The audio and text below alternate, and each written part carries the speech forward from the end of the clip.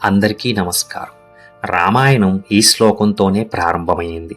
తపస్వాధ్యాయ నిరతం తపస్వీ వాగ్విదాం వరం నారదం పరిపప్రచ్ఛ వాల్మీకిర్మునుపుంగవం.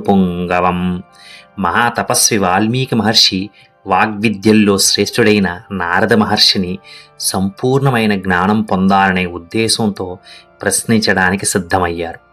ఒక్కసారి వాల్మీకి మహర్షి ఏమి అడిగారో చూద్దాం.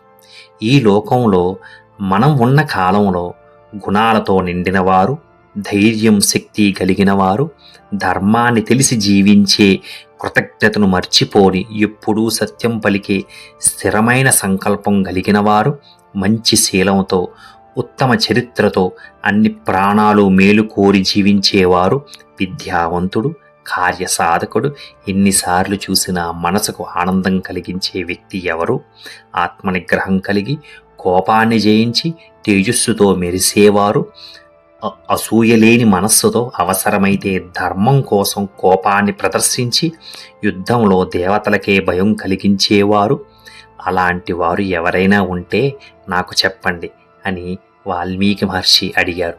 నారద మహర్షి చిరునవ్వుతో ఇలా అన్నారు: ఇన్ని గుణాలు ఒక మనిషిలో ఉండడం నిజంగా కష్టం, కానీ ఒకరు మాత్రం ఉన్నారు. ఇక్ష్వాకు వంశంలో రాముడనే నామంతో జీవించేవారు.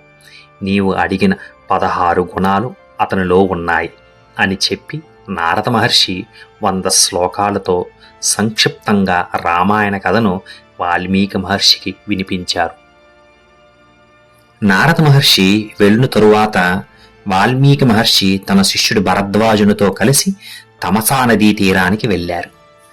అక్కడ ఒక చెట్టు మీద సంభోగంలో ఉన్న 2 క్రౌంచ పక్షులను చూశారు. అప్పుడే అక్కడికి వచ్చిన ఒక బోయవాడు మగ క్రౌంచ పక్షిని బాణంతో కొట్టాడు. ఆ క్షణంలో వాల్మీకి మహర్షి నోటి వెంట వచ్చిన మాట: మానిషాదా ప్రతిష్టాం త్వమగమః శాశ్వతీ సమాహ క్రౌంచముదునాధేకం అవధీ కామమోహితం. ఓ నిషాద, ఓ బోయవాడా, కామమోహితులై ఉన్న క్రౌంచ పక్షుల జంటను, ఒక పక్షిని నీవు చంపినందువల్ల నీవు దీర్ఘకాలం జీవించకుందుగాక. ఇది క్రౌంచ పక్షుల దుఃఖాన్ని చూసి కరుణతో వాల్మీకి మహర్షి పలికిన శాపవాక్యం. ఇదే శ్లోకం రామాయణానికి పునాది. దీని యొక్క తాత్విక అర్థం చూద్దాం. మానిషాధ అంటే లక్ష్మిని తన వక్షస్థానంలో కలిగిన శ్రీనివాసుడు.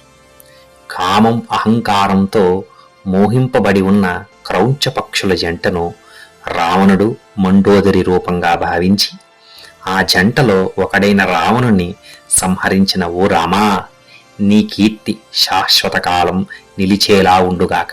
అంతలో చతుర్ముఖ బ్రహ్మగారు ప్రత్యక్షమై ఇలా అన్నారు: ఈరోజు నీవు పలికిన ఈ శ్లోకమే రామాయణ కథకు ఆరంభం. నాయనా, నేను నీకు వరం ఇస్తున్నాను. నీవు కూర్చుని రామాయణం రచించడం ప్రారంభిస్తే రాముడు, లక్ష్మణుడు, సీతమ్మ, రాక్షసులు మాట్లాడినదే కాదు, వారి మనస్సుల్లో భావాలు నీకు స్పష్టంగా తెలుస్తాయి. ఈ భూమిపై నదులు, పర్వతాలు ఎంతకాలం ఉంటాయో అంతకాలం రామాయణం నిలిచి ఉంటుంది. ఇందులో ఒక్క మాట కూడా అబద్ధం కాని కల్పితం కాని ఉండదు. నీవు ఇక రామాయణ రచన ప్రారంభించు అని వరమిచ్చి బ్రహ్మదేవుడు అంతర్ధానమయ్యారు. జై శ్రీరామ్.